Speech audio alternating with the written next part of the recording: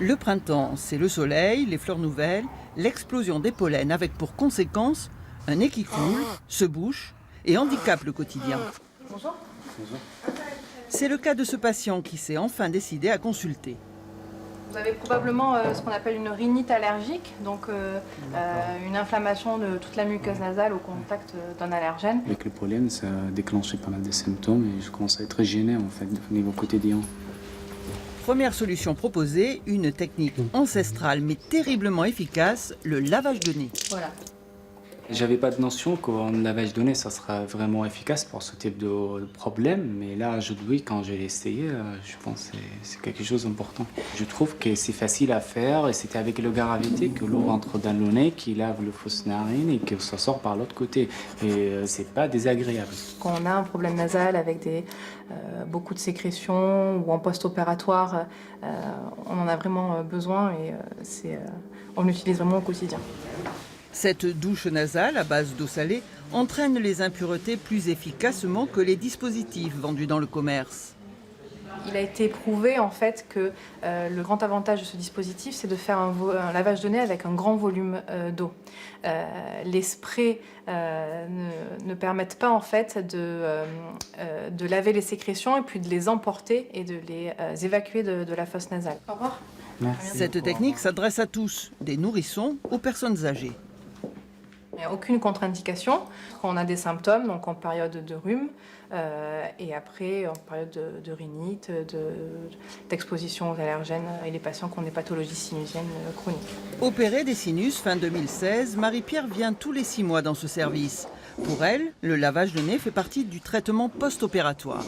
Depuis l'opération, mon traitement essentiel consiste en des lavages de nez tous les jours, réguliers, matin et soir, à grand volume, et des corticoïdes à mettre dans le nez en pulvérisation le matin et le soir aussi. Depuis que je fais les lavages, ça m'a changé le confort de vie.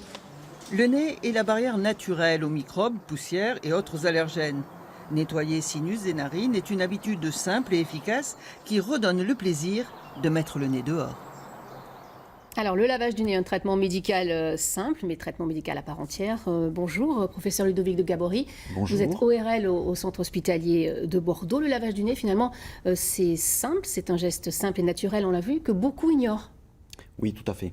C'est un vrai traitement. C'est quelque chose qui a été considéré comme un petit remède de grand-mère, mais qui a un vrai effet thérapeutique et qui a été démontré scientifiquement, non seulement pour accélérer le fonctionnement de la cellule épithéliale dans les fosses nasales au cours de toutes les pathologies du nez et des sinus, mais aussi qui accélère la réparation tissulaire en période post-opératoire. Alors, quelles sont les pathologies concernées ?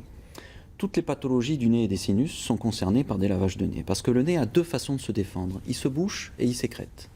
Et il faut emporter ces sécrétions qui vont déclencher un cercle vicieux et entraîner et accélérer la dégradation des symptômes et l'entretien de la pathologie. Alors, comment on fait ? Quels sont les types de sprays que vous recommandez ?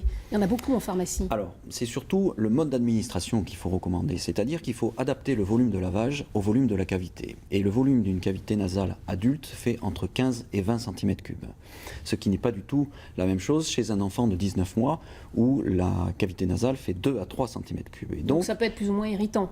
Il y a aussi ce problème. Ça peut être irritant, ça peut être contre-performant, puisqu'il faut adapter le volume de lavage, et on estime qu'il faut à peu près 3 fois le volume de la cavité pour laver une cavité nasale. Toutes les personnes sont concernées ?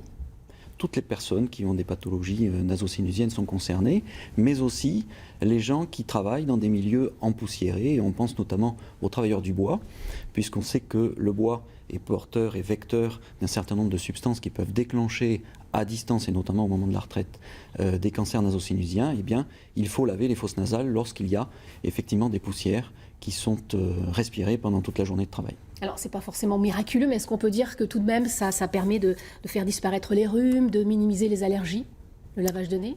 Ah, tout à fait, c'est un des modes de prévention de la survenue des symptômes de la rhinite allergique, et il faut commencer avant la saison pollinique.